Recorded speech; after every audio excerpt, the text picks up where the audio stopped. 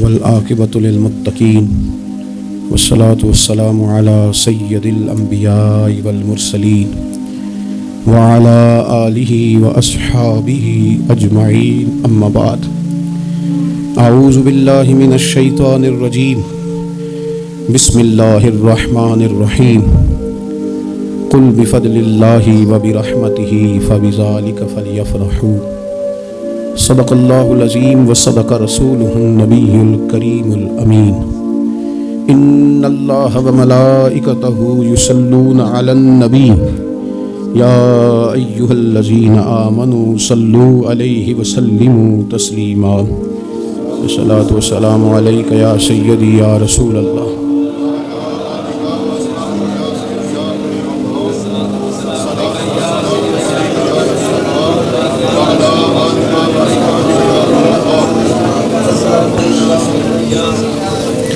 حمد و صلوات کے بعد دوستو، بزرگوں اور بھائیوں، انسان اپنی زندگی میں جیسے جیسے شب و روز طے کرتا ہے، بہت سارے مواقع زندگی میں اسے دیکھنے نصیب ہوتے ہیں. ہمارے ہاں کچھ تقریبات کی جاتی ہیں، خوشی کے موقع پر بھی اور غم کے موقع پر بھی. خوشی کی تقریبات بھی پہلے بڑی مختصر، جامع، پروقار اور وزادار ہوتی تھی. نکاح کا مطلب ہے دو گواہوں کی موجودگی میں ایجاب و قبول کرنا.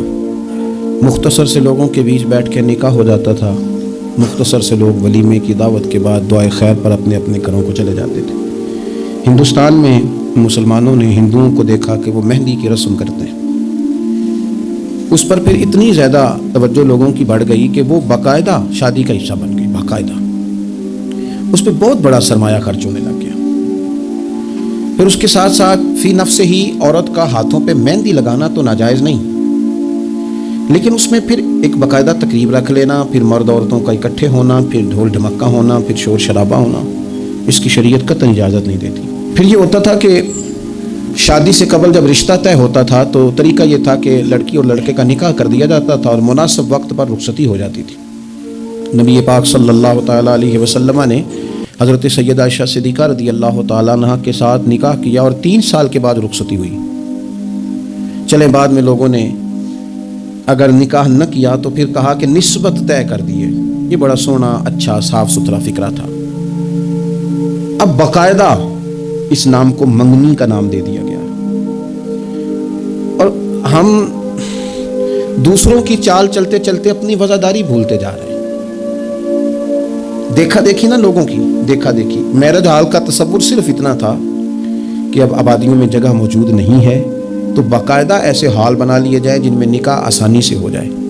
لیکن اب تو مہنگے سے مہنگا ہال، اس میں پھر سہولیات، پھر اس میں آسانیاں، پھر کھانے کی بھرمار اور مختلف ڈشیں. یہ سوائے اپنے اوپر بوجھ ڈالنے کے، امیر بوجھ ڈالتے ہیں، غریبوں کو پریشان کرتے ہیں. ان کے بچے دیکھا دیکھی اس چکر میں پڑ جاتے ہیں. حالات سنگینی کا رخ اختیار کر جاتے ہیں. منگنی باقاعدہ میرج ہال میں ہونے لگ گئی. اللہ تعالیٰ معاف فرمائے تو وہاں بھی مردوں عورتوں کا اختلاط ہے. باقاعدہ ابھی اس کا نکاح نہیں ہوا، وہ تو غیر محرم ہے، اس کو انگوٹھی دی جاتی ہے پہنانے کے لیے اور لڑکا لڑکی کے ہاتھ میں انگوٹھی پہنا رہا ہے. ناراض نہ ہونا، حاجی صاحب بھی کھڑے ہوتے ہیں، نمازی صاحب بھی کھڑے ہوتے ہیں، وہ صاحب بھی کھڑے ہوتے ہیں جو مذہبی تقریبات میں آگے آگے دکھائی دیتے ہیں. لیکن یہاں دین ہی نہیں یاد آ رہا. کوئی شخص کلام کرنے کو تیار ہی نہیں ہے کہ میاں یہ تو حرام ہے، حرام ہے، اشد حرام ہے. جب تک ان کا نکاح نہیں ہو جاتا یہ ایک دوسرے کے لیے محرم نہیں ہے. لیکن کوئی روکنے والا نہیں. تقریبات بڑھتی گئیں، بوجھ بڑھتا گیا. بہت بڑا سرمایہ. ویسے بھی مسلمان نے کوئی، اس کی تو زندگی بڑی بامقصد ہے، اس نے کوئی یہاں الجھ کے تو نہیں نہ رہ جانا. پھر اور باتیں بڑی. سالگرہ ایک پورا وتیرہ اختیار کر گئی ہے، گھروں کے اندر سرایت کر گئی ہے. سالگرہ ایک پوری تقریب بن گئی ہے، ایک پورا خرچہ لے گئی ہے. وہ کیا مسلمان اتنے اپنے آپ کو فضول سمجھنے لگے ہیں معاذ اللہ کہ وہ فارغ ہیں جس کام میں جس کو جو مرضی ایک ماحول بناؤ اور پھر چلتے طرح طرح کی تقریبات اور طرح طرح کے، یہ فلانا جشن بہاراں آ گیا ہے تو یہ اپریل فول آ گیا ہے تو یہ بیماری نیو ایئر نائٹ کی آ گئی. میں نے رات بھی کہا تھا جس قوم کی بچیاں کشمیر میں روز روتی ہوں وہ جشن منائے گی سڑکوں پہ نکل. جن لوگوں کے بھائی برما میں کاٹ دیے جاتے ہوں وہ جشن منائیں گے. او خدا کے بندو، لوگوں نے تو تنقید کر کے چپ کر گئے، تنقید کر کے. دیکھو جی عرب شریف والوں نے وہاں سینمے کھلوا دیے, تم تو تنقید کر کے چپ کر گئے نا. یہ وہ مقام کرب ہے, یہ وہ مقام خوف ہے. جب عرب کی دھرتی پہ عورتیں ناچیں گی تو مجھے بتاؤ نا امام حسین کے دل پہ کیا گزرے گی, امام حسن کو کیا اس سے اذیت پہنچے گی. آپ کو پتہ ہے سیدہ پاک کو کتنی تکلیف ہوگی, مولا کائنات کو کتنی ہوگی, عثمان غنی کو, فاروق اعظم کو, صدیق اکبر کو. تمہیں پتہ ہے یہ عرب کا ملک کسی ایک شخص کی حکومت کی جگہ نہیں ہے, یہ کسی خاندان کا نہیں ہے, کسی قبیلے کا نہیں ہے, کسی سیاستدان کا نہیں ہے. یہ عرب شریف تو میرے نبی پاک کا وطن ہے. اس وطن میں جب گانے باجے ہوں گے, ڈھول ڈھمکے ہوں گے, تماشے ہوں گے, حضور کے قلب نور کو کتنی تکلیف ہوگی. اور ہم ہیں کہ مذاق بنا ہوا ہے. کہاں ہیں وہ لوگ جو روز کہتے تھے موویاں بنا بنا کے غریب لوگوں کو پکڑ کے کہتے تھے یہ فلانی غلط حرکت کر رہا ہے, یہ فلانی. تمہارا فتویٰ غریب کے حق میں اور ہے اور امیر کے حق میں اور ہے. اب بھی تو کوئی 2 ویڈیو بنا دو نا کہ یہاں یہ ظلم ہو رہا ہے. اور جب سال گزرے تو قومیں اپنا حساب کرتی ہیں. اور میرا اور آپ کا سال وہ گزر رہا ہے جہاں قرضہ زیادہ لے لیا گیا ہے, جہاں قومیں گروی رکھی جا رہی ہیں, جہاں ہمارا ہر پیدا ہونے والا بچہ مقروض پیدا ہوتا ہے. لیکن مزاج بن گیا نا, بس مناؤ جو ملتا ہے اسے مناؤ. یہ کس نے شوق پیدا کیا ہمارے بچوں کے اندر روز شادیوں پہ جانے کا, تیار ہو کے جانے کا؟ کس نے شوق پیدا کیا؟ بڑوں نے. نہ مانے بزرگ, بڑوں نے شوق پیدا کیا. ہم نے ابلاغ اس طرح کا کیا, او کدی کدی موقع آنا ہوتا ہے, ہم اتنے بھی نہ جائیے, ورنہ ہمارے بچوں میں شوق کبھی نہ آتا. ہم نے ابلاغ کیا ہے, ہم نے توجہ دلائی ہے. بچے چھٹیاں کر رہے ہیں, یہ ہم پریشان ہیں ان دنوں میں. پیپر بچوں کے قریب ہے مدرسے کے, اور چوتھے دن کو بچہ درخواست لے کے آ جاتا ہے فلانے کی شادی ہے, فلانے کی شادی ہے. میرے ابا جی کہا کرتے تھے, تھوڑے سے ہم بڑے ہوئے تو ابا جی شادی پہ جانا ہے تو کہتے تھے جوان منڈے دا کی کام میں ویاہ جانے دا, ہم جائیں گے نا تمہاری اماں جائے گھر لو آرام سے. ہمارے پرانے بزرگ اس طرح کی تربیت کرتے تھے, کہتے تھے تمہارا مطلب کیا, اس شادی میں تم نے کیا کرنا. اور یہاں سارا کام ہی بچے اور بچیوں کو دے دیا گیا. بچے اور بچیوں کو اور تیار کر کے نہیں جاتا. کسی خاص جگہ پہ کوئی مجبوری ہو جائے, قربت اتنی زیادہ ہو کہ رہا نہ جائے, تو کبھی نکاح پڑھانے کے لیے جاؤں نا تو بس میرے کانوں سے آواز ٹکراتی نہیں, لیکن میں سمجھ جاتا ہوں کہ کیا باتیں گونج رہی ہیں. اور پردہ ہی کر لو تھوڑا سا. وہ کہتے ہیں پردہ, یہ بچی کے نکاح کی مووی نہ بنی تو فلم ہی نہیں مکمل ہوگی. اس خوشی کے موقع پر بھی آپ یہ کہہ رہے ہیں کہ لو جی پردہ کرو اور دوپٹہ لو, تو اتنے پیسے دیے وہ بیوٹی پارلر والے کو, وہ کدھر جائیں گے؟ کون ہیں یہ لوگ سارے؟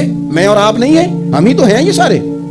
یہ کس پر تنقید کر کے ہم چپ کر گئے ہیں؟ ہم سارے خود ہیں, اور ہم سب مل ملا کے اس سوسائٹی کا حصہ بنتے جا رہے ہیں. اب تو بھائی وہ مہنگے میرج ہال کے اندر جب میرج ہال لیا جاتا ہے تو ایک سمت عورتیں, ایک سمت مرد, اور بیچ میں پردے کا بندوبست بھی نہیں کرایا جاتا, چونکہ یہ تو دکھیا نوس لوگ ہیں جو پردہ کراتے ہیں. وہ کہتے ہیں لوگ اتنی تیاری کی کپڑے دکھانے کس کو ہیں, تم پردہ کرا رہے ہو.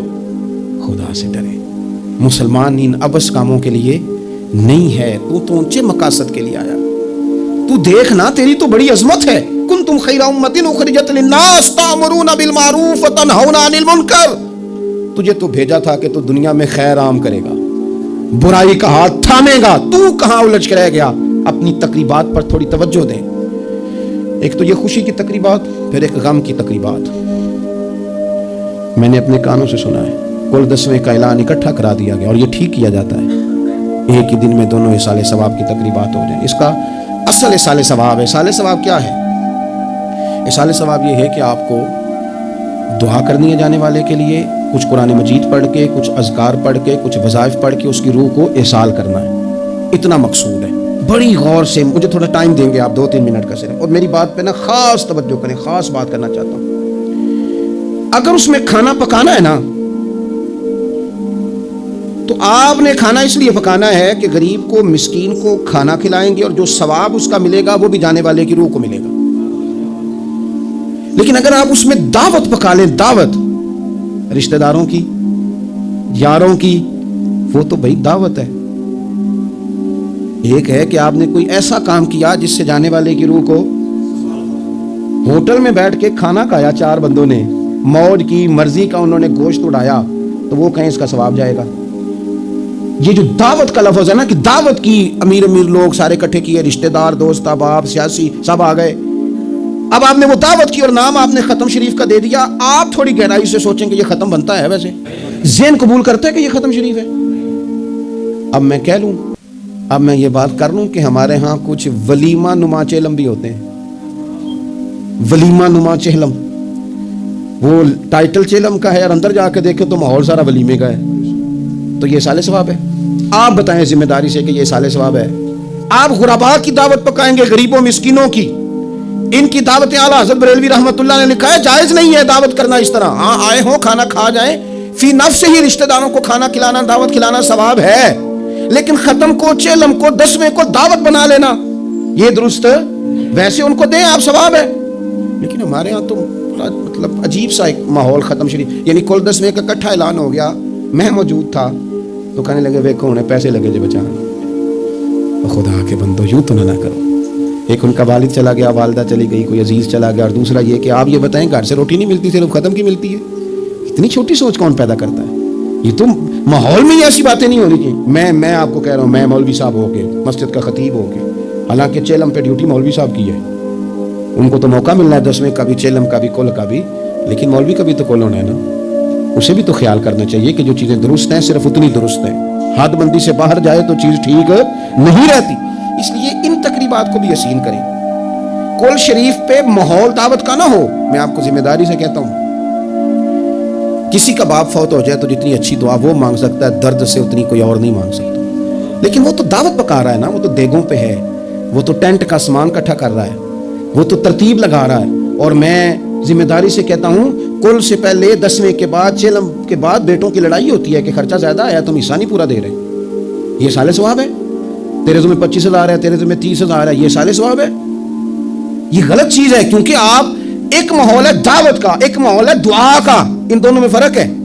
جہاں دعا کا ماحول ہوگا نا، وہاں نہیں یہ ٹینٹوں کا چکر، روٹیوں کا چکر، یہ آنے جانے والوں کا چکر، میرج ہال، وہاں نہیں، وہاں تو لوگ قرآن شریف پڑھیں گے، وہاں تو گھر والے بھی بیٹھ کے تسلی سے تسبیح کریں گے، اور پھر تسلی سے آنسوں سمیت رب کی بارگاہ میں دعا کریں گے۔ دعوت اور دعا کا ماحول ہی الگ الگ ہے، اس لیے جو ہماری تقریبات اصالِ ثواب کی ہیں۔ اور پھر میں آپ سے عرض کروں، امیر بڑے بڑے چیلم کرتے ہیں، غریبوں کو مشکل میں ڈال دیتے ہیں، مشکل میں، پتہ نہیں بیچاروں کا بیماری پہ کتنا کو خرچ ہو گیا ہے، کہاں کہاں سے قرضہ اٹھایا، کتنی تکلیف صحیح ہے۔ پھر آپ نے کل شریف پہ بھی بہت بڑا اہتمام کا کہہ دیا، پھر 10ویں پہ بھی کہہ دیا، پھر چیلوں پہ بھی کہہ دیا۔ نہیں، کچھ لوگ زبان سے کہتے لیکن بڑی تکلیف میں آ جاتے ہیں، بڑی آزمائش، بڑی ساری دکھ بھرا معاملہ ہوتا ہے۔ اور میں نے دیکھا ہے، چونکہ میرا شعبہ ہے، میں نے قریب جا کے دیکھا ہے، لوگ سوال جواب کر رہے ہوتے ہیں، جناب آپ کیسے کر کے کریں، کس کو دکھ بتائیں؟ ایک ماں کے جانے کا دکھ، باپ کے جانے کا دکھ، بھائی کے جانے کا دکھ، اور ایک یہ والا دکھ۔ نہ کریں یہ کام، ہمارا دین جہاں ہمیں تکلیف نہیں دیتا، اپنے آپ کو تکلیف میں نہ ڈالیں، اصالِ ثواب ضرور کریں، فی نفس ہی اس کا بہت اجر و ثواب ہے، لیکن مشقت والا کام میں درد سے کہ غریبوں کا بھلا کر دو، اور ان کو جا کے مشورہ دو کہ یار مہربانی کرو، ایک ہی ختم کافی ہے، بڑا ختم کل والے دن ہو گیا، اب جائیں لوگ اپنے گھروں کو، چیلم والے دن بس ٹھیک ہے۔ میں تو آپ کو مشورہ دوں گا کہ آپ کسی مسجد میں، گھر سے سارے لوگ چلے جائیں، مسجد کے نمازی بیٹھے ہیں، وہاں جا کے آپ کہیں جناب قاری صاحب یہ تھوڑا ختم شریف پڑھ دیں۔ آپ کو بہت بڑا اعلان کرانے کی بھی ضرورت نہیں، آپ ختم شریف پڑھ دیں۔ دیکھو نا میرے نبی پاک صلی اللہ علیہ وسلم، اللہ کرے حضور کی ادائیں نور بن کے ہمارے دلوں میں اتر جائے اور وہ نہ اندر رہ جائیں ہمارے۔ یہ دیکھو یہ سال ثواب، حضرت سیدنا سعد بن معاذ رضی اللہ تعالیٰ عنہ کا وصال ہو گیا، قربان جائے، نصیب دیکھو، حضور ان کی قبر پر کھڑے ہو گئے، قبر میری تے میرے اپیرا جے کر پامے پھیرا، حضور قبر پہ کھڑے ہو گئے، اور پھر نبی کریم نے تسبیح پڑھی، پھر تحلیل پڑھی، پھر تکبیر پڑھی، دیر تک پڑھتے رہے۔ پھر حضور نے پتہ کیا فرمایا؟ فرمایا تمہارے بھائی کی قبر تنگ ہو گئی تھی، میں نے تسبیح پڑھی ہے تو اللہ نے کشادہ کر دی ہے، کھول دی ہے قبر، تو جاؤ نا ابا جی کی قبر پہ پڑھو نا، وہاں اللہ اکبر اللہ اکبر اللہ اکبر پڑھو نا، وہاں جا کے الحمدللہ الحمدللہ وہاں پڑھو، جا کے وہاں جا کے کہو لا الہ الا اللہ لا الہ الا اللہ لا الہ الا اللہ محمد رسول اللہ صلی اللہ علیہ، پڑھو جا کے وہاں سورہ یاسین، پڑھو جا کے سورہ ملک، پڑھو جا کے وہاں قرآن مجید، دیکھو معاملات ٹھیک ہو جائیں گے۔ یہ سال ثواب کی ترتیب بنائیں، گھر میں بھی یہ سال ثواب کریں تو ذرا درد سے، ذرا ذوق سے، ذرا اچھی طرح پڑھ کے، لیکن دعوتیں نہ بنائیں کل 10ویں چیلم کو، دعوتیں یعنی مل بیٹھو، کپڑے نئے نکالو، پوری تیاری کرو، اور جناب وہاں جاؤ اور جا کے کھانا کھاؤ اچھا سا خوبصورت سا، ساری توجہ ہی کھانے پہ، کیونکہ وہ اس کو پتہ ہے کہ جس طرح شادی میں کھانا کم پڑ گیا تو عزت نہیں ہوگی، اس طرح اگر چیلم پہ کم پڑ گیا تو پھر بھی رسوائی ہوگی، تو جب کھانے پہ لگ جائیں گے تو دعا تو رہ گئی، جانے والے کا فائدہ نہ ہو سکا۔ دو ایک باتیں مزید اسی عنوان پر، اللہ تعالیٰ نے قرآن مجید میں یہ فرمایا کہ کل بفضل اللہ و برحمتہ فبذلک فلیفرحوا، اے محبوب علیہ السلام آپ اپنے غلاموں سے فرما دیں کہ جب اللہ کا فضل اور اس کی رحمت ملے تو پھر خوشی منایا کریں، اظہار مسرت کریں۔ امام فخر الدین رازی رحمۃ اللہ علیہ نے یہاں ایک بات لکھی ہے جو بڑی خوبصورت ہے اور بڑی سمجھنے والی ہے۔ امام رازی رحمۃ اللہ علیہ فرماتے ہیں کہ یہ خوشی اس لیے نہیں منانی کہ انعام ملا ہے، خوشی اس لیے منانی ہے کہ رب کی طرف سے ملا ہے، خوشی اس لیے منانی ہے کہ محبوب نے دیا ہے۔ تو جب محبوب دے نا، وہ چند دن پہلے بڑا لطف آیا، بس ایک بات ہے بھولتی نہیں، سے ثبوت نہ منگو میتھوں نظر کرم قد ہوئی، اے میں جانا یا دل پر جانے غیر نہ جانے کوئی۔ یہ اس لیے خوشی منانی ہے کہ نظر کرم ہوئی ہے، اللہ نے نوازا ہے۔ تو اب جب اس لیے خوشی منانی ہے کہ اللہ نے دیا ہے، تو پھر خوشی بھی وہی منانی ہے جس سے اللہ راضی ہو، اسی انداز میں رہنا ہے جس میں رب رسول راضی ہوں۔ تقریبات میں 2-3 چیزوں کا خاص خیال۔ ایک تو خرچ حد سے زیادہ نہیں ہونا چاہیے، اعتدال کے ساتھ خرچ کریں، فضول خرچی سے بچیں۔ ہماری شادیوں میں اتنا زیادہ خرچ ہوتا ہے، اتنا زیادہ خرچ ہوتا ہے، اور یہ کیونکہ ہماری طبیعت ہے نا، ہم کسی نہ کسی بات میں اپنے آپ کو خود بخود ایموشنل کر لیتے ہیں۔ میرا پہلا منڈا ہے تو میں زور لانا ہے، سارے چاہ کرنے، پھر میرا آخری ہے تو ہن بھی میں سارے چاہ، او دیکھو جی آخری شادی ہے، او یہ آخری نہیں ہے میرے بھائی، کس نے آپ کو کہا؟ دعا کریں نا اللہ بیٹے کو بھی بیٹے دے، اللہ بیٹے کو بھی بیٹیاں دے، ان کی بھی شادیاں ہوں، تو آخری تو نہ ہوئی۔ کیوں؟ مطلب آپ بلا وجہ اپنے آپ کو خود بخود ایموشنل کر کے، اور یہ اتنی کبھی طبیعت ہے بعض لوگوں کی کہ وہ کہتے ہیں وہ دکھانا ہے آج۔ آپ شادی کی تقریبات کو فضول خرچیوں سے بچائیں۔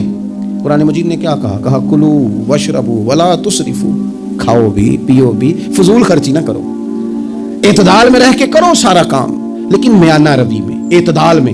ایک قرضہ وہ ہے جو انسان مجبور ہو کے لیتا ہے، کوئی مجبوری آ گئی، کوئی تنگ دستی آ گئی، کوئی نقصان ہو گیا، ایسے مقروض کے ساتھ تو نبی پاک صلی اللہ تعالیٰ علیہ وسلم نے نا اظہار ہمدردی فرمایا ہے۔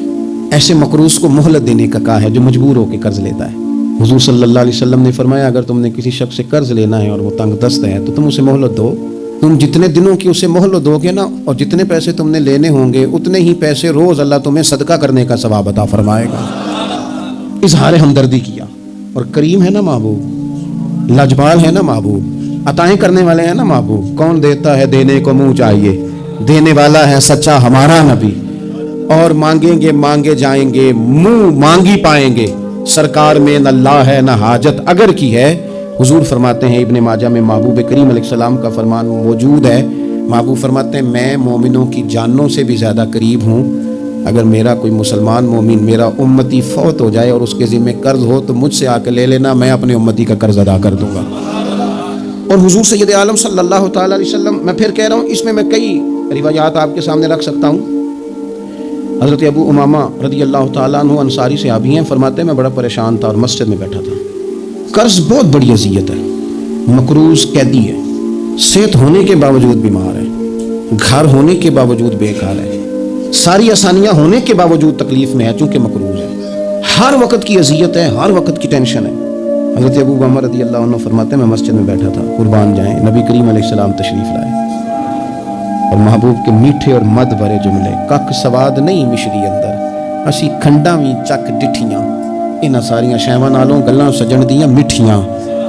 محبوب نے فرمایا ابو امامہ کیا بات ہے یار، یہ وقت نہیں مسجد آنے کا، اور اس وقت کے اندر میں تمہیں مسجد میں دیکھ رہا ہوں، اس وقت کیوں بیٹھے ہو؟ عرض کرنے لگے حضور مجھے قرض نے پریشان کر دیا، آزمائش میں آ گیا، حضور کیا کروں؟ تو نبی کریم نے فرمایا میں تمہیں دعا سکھاتا ہوں۔ حضور نے دعا سکھائی، کہا پڑھو اللہم انی اعوذ بک من الہم والحزن واعوذ بک من العجز والکسل واعوذ بک من الجبن والبخل واعوذ بک من غلبۃ الدین وقہر الرجال۔ فرمائے اس دعا کو پڑھا کرو اللہ خیر کر دے گا۔ حضرت ابو امامہ فرماتے ہیں لوگوں میں نے یہ دعا پڑھی، میرے نصیب دیکھو، پڑھی میں نے پر سیکھی میں نے ڈائریکٹ حضور سے، میں نے یہ دعا پڑھی، اللہ نے میرے قرضے بھی دور کر دیے اور میرے غم بھی سارے دور کر دیے۔ ہمارے تو وظیفے میں اعلیٰ حضرت نے اس دعا کو شامل کر دیا، فرمایا اسے پڑھو، صبح بھی پڑھو شام بھی پڑھو، غم بھی دور ہوں گے قرضے بھی دور ہوں گے۔ اور یہ روایت سنن ابو داؤد شریف میں موجود ہے۔ عزیز بھائی نبی پاک اظہار ہمدردی کرتے، لیکن جو بندہ جان بوجھ کے قرضہ لے، جان بوجھ کے قرضہ لینے سے مراد کیا ہے؟ شہرت کے لیے، دکھاوے کے لیے، زیادہ خرچے کرنے کے لیے، مہنگی شادی کرنے کے لیے جو بندہ قرضہ لے، اس کے بارے میں پتہ ہے رسول کریم صلی اللہ تعالیٰ علیہ وسلم نے کیا فرمایا؟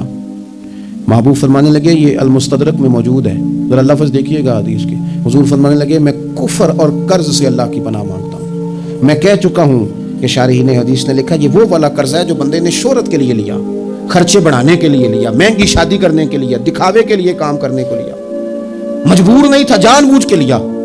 हुजूर फरमाने लगे मैं कुफर और कर्ज से अल्लाह की पनाह मांगता हूँ। तो सहाबी ने अर्ज़ की या रसूलल्लाह आप कर्ज और कुफर को बराबर कर रहे हैं, एक जगह जिक्र फरमा रहे हैं? तो हुजूर ने फरमाया हाँ मैं एक जगह जिक्र कर रहा हूँ, मैं इन दोनों का जिक्र इकट्ठा कर रहा हूँ, कुफर और कर्ज। इतनी बड़ी बात, एतदाल में रहें, कम से कम कर्जे, और ये सारा कुछ हो सकता है, कोई मुश्किल काम नहीं है। दूसरी बात, एक तो शादी में खर्च कम से कम करें तकरीबात में, और दूसरी बात ये कि थोड़ा सा ना पर्दे का एहतमाम हो। मैं कोई तनकीद नहीं करता, तंज नहीं करता, चूँकि हमारी बहनें माएँ बेटियाँ होती हैं, हमने उन्हें समझाना है। इनको ज़रा समझाएं, इनको ये बताएं कि कीमती चीज़ें जो होती हैं वो पर्दों में होती हैं। हमारे घर में 20 तोले सोना पड़ा हो तो हमने कभी नहीं बाहर निकल के बताया कि पड़ा है, क्योंकि कीमती है ना, तो पर्दे में रखा हुआ है। उसकी चाबी का भी हम ख्याल रखते हैं कि कहीं गुम ना हो जाए। इसी तरह हर किताब को गुलाफ नहीं चढ़ता, सिर्फ कुरान पाक को चढ़ता है। इन्हें बताओ कि सारी बीवियां पर्दा नहीं करती, सिर्फ सैयदा आयशा सिद्दीक़ा की कनीज़ें करती हैं, सिर्फ सैयदा फातिमा की कनीज़ें करती हैं रज़ी अल्लाह ताला अन्हा।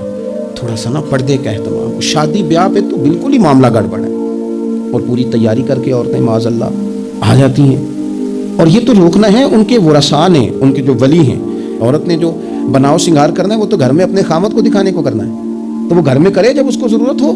लेकिन इस तरह से लेकर के उसको ब्याह में जाना, शादी में जाना, मेहंदी की तकरीब में जाना, ये ना अकलन ठीक है, ना नकलन ठीक है, ना तहजीब के तौर पर ठीक है, ना सोसाइटी में मुहज्जब लोग इस तरह का कोई काम करते हैं। सुनो, नबी पाक सल्लल्लाहु ताला अलैहि वसल्लम ने इरशाद फरमाया शिर्क के बाद जो सबसे बड़ा गुनाह है वो बदकारी है, बेहयाई है।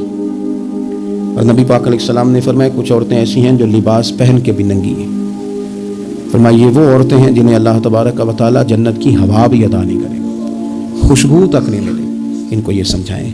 ये आजकल बड़ा उरूज है शादियों का। ख़वातीन मेहरबानी करें, अपने ऊपर रहम खाएं, ना अल्लाह की नाफरमानी मोल लें। माओ बहनों बेटियों, फिर रोती हो, दुख सुनाती हो, कहती हो बड़ी सारी आजमाइश में है, तो अगर तकलीफ में हो तो फिर तो रहमत वाले काम करो ना। बंदा तकलीफ में भी हो, दुखों में भी, और काम अजाब वाले करे तो उसे किस तरह करके आसानी मुयस्सर आएगी। इसलिए शरीयत इस्लामिया के दायरे के अंदर वक्त गुजारें। तीसरी गुजारिश तकरीबात के हवाले से, तीसरी और आखिरी ये है कि हम ना शादी हो, ब्याह हो, कोई भी मामला हो, हमारा ये मिजाज बन गया है कि हम ना ताल्लुकात निभाते हैं। दफ्तर के लोगों को बुलाएंगे, हमारे जो बिज़नेस के मुतल्लिका लोग हैं उनको दावतें देंगे, जिन लोगों से हमें कुछ सियासी समाजी काम पड़ सकता है उन्हें बुलाएंगे। दावत भी कभी खिलाएंगे तो कोशिश करेंगे उस बंदे को खिलाएं जो बंदा ना जिसकी ज़रा फ़ोटो सही आती है, लाइक्स अच्छे मिलते हैं। इसी तरह का मामला शादी में हमने कर लिया है, सिर्फ अपने फ़ायदा देख के, नफ़ा देख के, बल्कि अखबारों में बाद में खबर आती है फलां के बेटे का वलीमा सियासी इज्तिमा बन गया। गुरबा को मौका नहीं मिलता। हमारे उस्ताद साहब बात सुनाया करते थे, वो फरमाते थे कि एक आदमी को किसी ने बुला लिया शादी पे, तो किसी गैराज में, किसी वर्कशॉप पे काम करता था, तो वो ना वहीं से कपड़े न बदल सका, उन्हीं कपड़ों में वो उसी तरह आलूदा थे काम के साथ। उसने कहा कि अगर मैं घर गया तैयार होने तो वो लेट ना हो जाऊँ, तो उसी तरह चला गया। उसको चौकीदार ने अंदर ही नहीं जाने दिया, कहा तू किधर आ गया। उसने बड़ी कहा भी मुझे बुलाया है, मेरा ताल्लुक है। उसने कहा नहीं नहीं तुझे कैसे बुला लिया, क्योंकि उसे पता था ना इन लोगों का तो स्टेटस ही और है, गरीब आदमी इनकी दावत में। उसने कहा जा, तुझे नहीं बुलाया, अंदर ही नहीं घुसने दिया। अब वो जल्दी से गाड़ी भगा के घर गया। वो काटन शाटन माया शाया, तगड़े कपड़े, वेस्टकोट, अच्छे तरह सूट बूट पहन के मुझे वो वापस लौटा ना, तो उसने जनाब खुद से उसी चौकीदार ने खुद दरवाज़ा खोला, अंदर भेजा। अब वो जब खाना शुरू हुआ ना, तो उसने एक डोंगा लिया सालन का और अपना कुर्ता पकड़ के उसमें डुबो दिया, फिर दूसरा कुर्ता डुबो दिया। लोगों ने कहा तुम बावले तो नहीं हो गए, ये क्या कर रहे हो, अपने कपड़े आलूदा कर रहे हो। सालन से कहने लगा मेरी तो दावत नहीं, दावत तो कपड़ों की है, अगर मेरी होती तो मुझे तो पहले भी दाखिल होने देते, ये तो इन कपड़ों की दावत है मियाँ, तो ये चूंकि इनकी दावत है तो इन्हें कह रहा हूँ खाओ खाना, मेरी तो है ही नहीं दावत, तो इनको खाना चाहिए। इसलिए कि यहाँ तो गाड़ियों की दावत है, यहाँ तो कोठियों की दावत है, यहाँ तो दावत इस बात की है कि बड़ी बाजारों में कौन आया है। रसूल करीम सल्लल्लाहु ताला अलैहि वसल्लम ने फरमाया वलीमे के खानों में बदतरीन खाना, यह सही बुखारी है, फरमाया वलीमे के खानों में से बदतरीन खाना वो है इसमें अमीरों को तो बुलाया जाए पर गरीबों को ना बुलाया जाए, तो बदतरीन दावत है। इसलिए बाज़ सूफिया तो ये फरमाते हैं कि कोशिश करके ना बाज़ गरीबों को मिन्नत करके ले आओ, اپنے ولیمے کی, اپنی تقریبات کی دعوتوں میں, تاکہ تمہارا کھانا اچھا کھانا تو بن جائے, تمہارا کھانا بہترین کھانا تو بن جائے, تمہارا کھانا اعزاز والا تو ہو جائے, کچھ تو غربا کو دعوت دے لو. لیکن ہماری تقریبات ہماری ذاتی معاملات کا حصہ بن جاتی ہیں. میں تو مذہبی تقریبات بھی دیکھتا ہوں, مذہبی تقریبات میں بھی ہماری پوزیشن کچھ اسی طرح کی ہے. میں اپنے بارے میں کئی دفعہ دوستوں کو کہہ چکا ہوں کہ دین کا خادم سمجھ کے دعوت دینا تو بڑی اچھی بات ہے, لیکن ہمیں برانڈ نہ بناؤ. ہمیں بہت جگہ بڑی اچھی طرح سمجھ آ جاتی ہے کہ بعض آدمی کا بات کرنے کا سٹائل کیا ہے, اور جو آدمی روز اتنی لمبی چوڑی تقریر کرتا ہے, اس کو جب آگے کوئی شخص بات سنانے کی کوشش کرتا ہے تو پتہ چلو اکثر چل جاتا ہے کہ کہاں سے بات کر رہا ہے. چلے جواب نہ دینا کئی دفعہ اخلاقی طور پر درست نہیں ہوتا. دینی تقریبات کو کوئی ضروری ہے کہ 600 آدمی 400 آدمی بیٹھے گا تو پھر ہماری محفل ہوگی؟ کوئی ضروری ہے؟ اس لیے تو غریب آدمی نے جلسے کو ہاتھ ڈالنا چھوڑ دیا, جلسہ مہنگا ہی بڑھا. غریب آدمی نہیں یہ کام کرتا, وہ کیسے محفل کرے گا؟ وہ تو آپ ساؤنڈ والے کے پاس جائیں تو کہتا ہے دور بدل گیا ہے, اب کہاں 1500 میں ساؤنڈ لگتا ہے. وہ تو چونکہ ہم نے ہر چیز کو برانڈ بنا دیا, کمرشل کر دیا, ماحول اور طرح کا بنا دیا.